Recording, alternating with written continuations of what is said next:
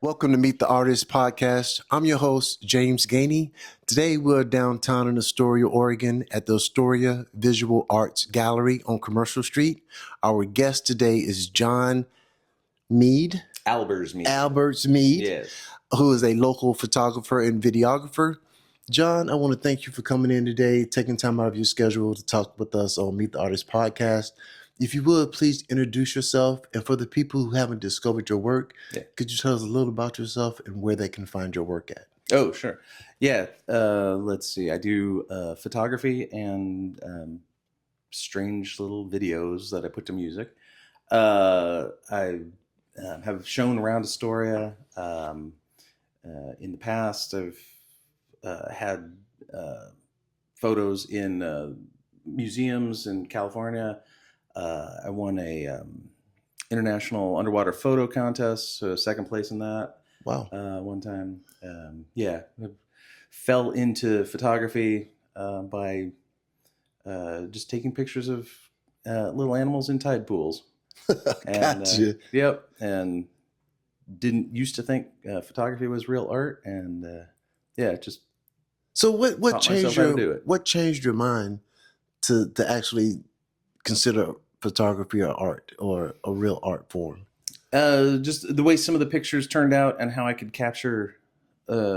accidentally started capturing the light, reflecting off of the water, but the little animals down below it and that kind of thing, and realized that it was not just a pretty picture, but with the composition and manipulating the light, I could actually evoke emotions and stuff. So they start to get a little more technical as far as the finished product. Yeah. Gotcha. Yeah. Well, not exactly technical, because I don't really care about the equipment that's used or anything. It's just I've been told I see the world differently, and the photos I get are, I think, evidence of that. But it's I can attribute emotions to a scene and then try to capture that. So like a mushroom looking like it's sad, or, I've got one picture of table legs or chair legs that have made people cry. It's just two chair legs on a like a carpeted floor. And it's weird. But now let me ask you this. Is your process different from the way you approach a project for photography than it is for your videography work? Is it a different process that you approach? No. So when I go out and do photos, I usually just wander, like pick a place to wander. Like, what am I in the mood to go do? Right. And then I let basically the universe show me something that's interesting. And I can find interesting subjects just about anywhere. Like wandering through Astoria at night, I'll take pictures of puddles or buildings or the streetlights or signage or whatever. And I don't know, I'm happy with them. And I think that is, for me, that's why I do it. I try to take pictures that I'm then happy with. Now, by you saying that, do you think as a photographer and a videographer, you see things differently than the next person would see it? I think so. Yeah, because what I take pictures of isn't necessarily what other people would take pictures of. Mm-hmm. Like, there's sunsets and pretty beaches and all that, and I take pictures of trash or, broken sidewalks, or, I try to get lines and shapes. Basically, I went to school at the University of Colorado in Boulder for, I was a studio arts major for a while, and ended up doing art history instead. Focused on medieval illuminated manuscripts and Gothic architecture. Wait, how did that transition happen? How did that happen? We had to take art history classes as part of the studio arts. Okay. And I just fell in love with medieval art for whatever reason. And then we had to take, the core classes, but like modern art and all the rest of those, which I found fascinating. But that taught me what good composition is, and how lighting affects things, and the size of the photo versus, or the size of the piece uh, relative to the audience, and that kind of thing. How does that play a part? So like on a lot of my pictures, like this one here, it's all blurry because it's mostly out of focus. The one bit that is in focus is just the very point of that piece of grass. It's cool like this, blown up really big. I love it because you can really see that one little focal point. Whereas the rest of it is just, it looks like a charcoal drawing, which is kind of what I'm after. But when you get closer, it's like, oh, it is a photo. Now, how far were you standing from this piece, that you took right here? How far would you say you were standing from that? I was laying on the ground. I was probably about 6 inches away from it. The macro lens. That's amazing. Yeah. Now, and it was windy too. So this is like very, very lucky that I actually captured that point the way I did. what's the longest you think you've had to wait to actually get that perfect image that you can see in your head, but you're waiting for the wind or the light to hit it just right? Yeah. Let's see. For a photo, maybe 30 minutes or so. But one of the other things I do is these time-lapse videos and clouds moving or water or whatever. And for some of those, I've set the camera up and waited 45 minutes out in nature. But there were a couple. I used to live over by Young's Bay over there, and looking out my window, I could watch all kinds of things. And so I set the camera up to do a 12-hour time lapse. So I caught the whole from extreme high tide to extreme low tide, and so there was a piling out in the mud, and it was completely covered. And then over the course of the 12 hours, the tide lowers, and yeah, but you can see the ducks going around and everything. So have you been able to catch the northern lights? Barely. Yeah. Is it because where you live at, or? I keep going out looking for them. But yeah, I've got a couple videos and a couple pictures that worked, but I'm looking forward to seeing like ribbons in the sky kind of thing. Gotcha. I have not seen those yet. We're going to pause for a second, and then we're going to have John show us some more of his pieces that he brought in. So hold on one second, guys. Okay, guys, we're back with John. John, if you would, explain this next piece that you just set up for us. Yeah, this was over at Fort Stevens, near the Peter Iredale. I had gone down and was shooting the shipwreck, and beautiful day. Wandered, or was heading back to the car, and there's a pile of sand, basically a little hill of sand to get back up, and it was covered in the footprints of everybody walking back to their cars, and the sunlight was catching it just right, and there was a log there, and it was just straight across at the top. And I love straight lines and dividing the scenes up, and textures. Yeah, one of the things I really like is textures, and sort of the difference, getting as many different textures in a scene as I could. So you got the softness up here of the clouds and the sky. You've got all of this chaotic texture of the footprints and the sand just going everywhere, but also kind of soft. And then you've got these hard branch, or the driftwood down here, with all the lines going. And yeah, it just, the black and white on this really pulls out I think the lines, and highlights the textures more than, it's yellow sand and all that. It makes it, it focuses the viewer's attention to what I'm looking at. And that's something that we were talking about off camera, that you prefer shooting in black and white because it gives you a better focal point as far as the image that you actually. Yeah.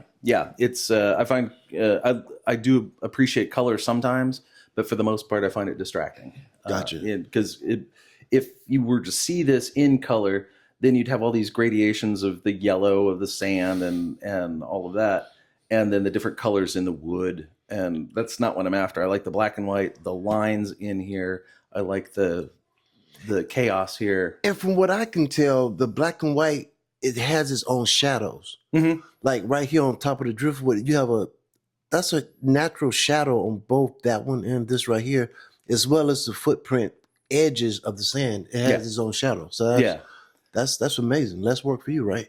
Yeah, exactly. Exactly. Yeah, and I don't use, for the most part, I don't use any external lights. I use whatever lighting is there. There's been a couple recent shots that I've done, or photo sessions I've done down in the basement of Fort Stevens, or the basement of Bridge and Tunnel over here, and needed to add some extra lights just to highlight the model and stuff. But yeah, for everything outside so far has just been as is. That's amazing. And so I adjust the exposure, or not the exposure, but the length of the exposure. So a lot of my things, I will set up a tripod and 30 seconds to get the lighting just right. Now, let me ask you something about something you just said, John. How often did you set up and just point and shoot?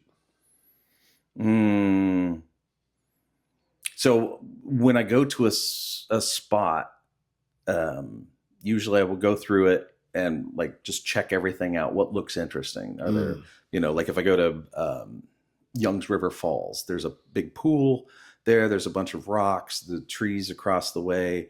The sun is usually on the far end. Is the water flowing quickly, slowly? Is there anything in the water that's interesting? Where are the ripples? Are they catching the light right? What kind of things? So I'll go through and usually use my phone, get a bunch of pictures of all kinds of things, then go through that real quick and see what actually catches my attention. And then I can set up the bigger camera. I've got a Nikon, and set that up, pointing at the things that look interesting. Do you focus on ProRes, or is that something you even deal with? Nope. My So, man. Yeah, Yes. No, I programmed computers. I was a web programmer, and I've done all kinds of things in the tech world. But for 24 years, and I hate computers now. So I do almost all my editing on my phone. Wow. Okay. Or just using the Apple Photo app, just whatever things I can mess with there. I don't clone things out. I don't composite any images. I don't believe in that. It's like what I saw is what I saw, and that's what I like to represent. Natural. Yeah. Gotcha. Yeah. We were talking off camera just briefly, and you had said something about drones. Is that drones? Is that something that you do your photography with or your videography with?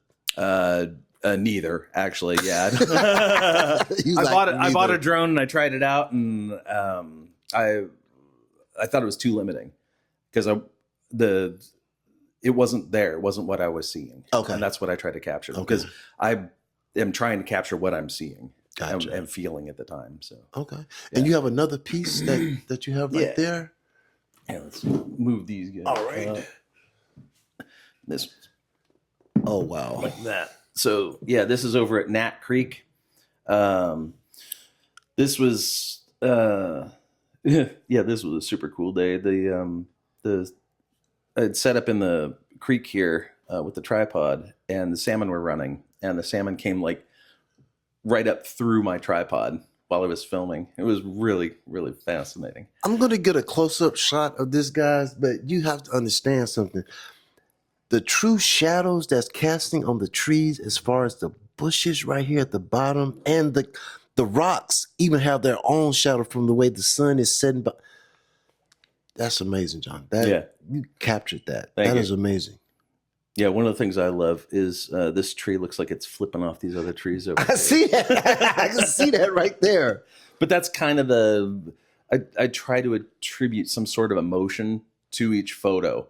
And this tree, just nice and black and standing out there, and it looks wow. I don't. It looks like it's putting up a fight, or like it's against something on the other side. Like it's putting up the good fight. It did that. But then the way the light is streaming through the trees here on the creek, and then the dark shadows here. I always go for balance too. So if there's like really, really bright spot up here, then I try to include some really dark spots too, to kind of balance it out. So I don't really like, lots of people will say, oh, it's, it's washed out here, washed out up here, because there's, too much light and it's way too dark down here. I lean into that. I think that's super cool, because I'm not trying to capture it as is. It's sort of trying to capture it as art, I guess. When you're telling a story with your lens, if I may, when you're telling a story with your lens, how important is that? How important is your photography and your videography for communities, as far as what you're seeing and what you're capturing? How important is that? Very, because people have told me that I see the world differently, and I don't know what that means, because it's like how I see the world, right? And I try to capture what I see. It's like to show other people. Like, I could show you the picture here with the color, and not oversaturate, or not over not balanced, I guess, right? And it would be a scene, I guess. This is more, for me, is way more interesting in the black and white, just the really dark and the really bright. And what was the last thing that you encountered or captured that took your breath? It was the other night. I was walking after work, walked over to next to Blaylock's. There's a parking lot, and there's a bunch of trash cans. So I threw the trash away, looked up, and there's an old neon sign that comes down. It's an arrow that comes over and comes down, and the moon was right below it. And the way the light was shining through the plexiglass that's on either side of the sign just made it, I don't know, really, really interesting. And I had my phone just click. You took a picture of it? Yeah. You caught oh, see. Oh, yeah. It's something about being able to see it, but capture it at the same time. That's a bonus. That's like a bonus. That's where the phones come in super handy, because it's always on you.